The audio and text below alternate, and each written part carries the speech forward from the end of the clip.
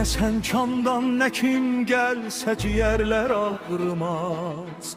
Hak bilir bir zerre neşterden damarlar ağrımaz. Şaha mehrinden midir, yaşinalıqdan mıdır? Cismimi serta qədəmin gəz yararlar ağrımaz.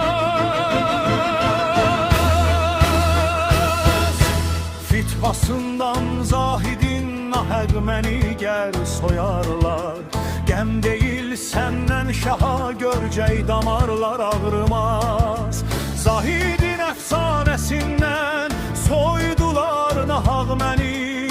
Həq bilir səndən şaha sahib nəzərlər ağrımaz. Şişəmi üçün daşa çaldım, həqqi izhar eylədim. Çeşmi əhvəl ağrıdan arif, bəsərlər ağrımaz.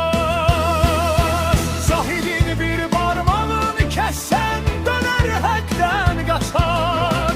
Gör bu gerçək aşıqi sərpas soyarlar ağrımaz.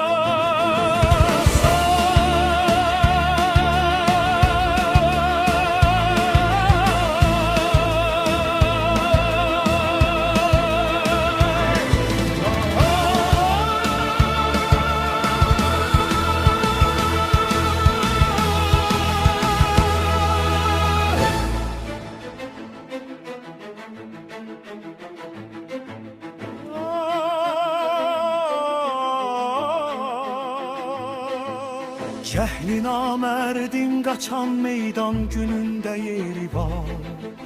Ər bilir meydan qədrin kim qədərlər ağrımaz. Soyun ey murdar sallaqlar Nəsiminin tənin. Bunca namərdi görün bir ər qıyarlar ağrımaz.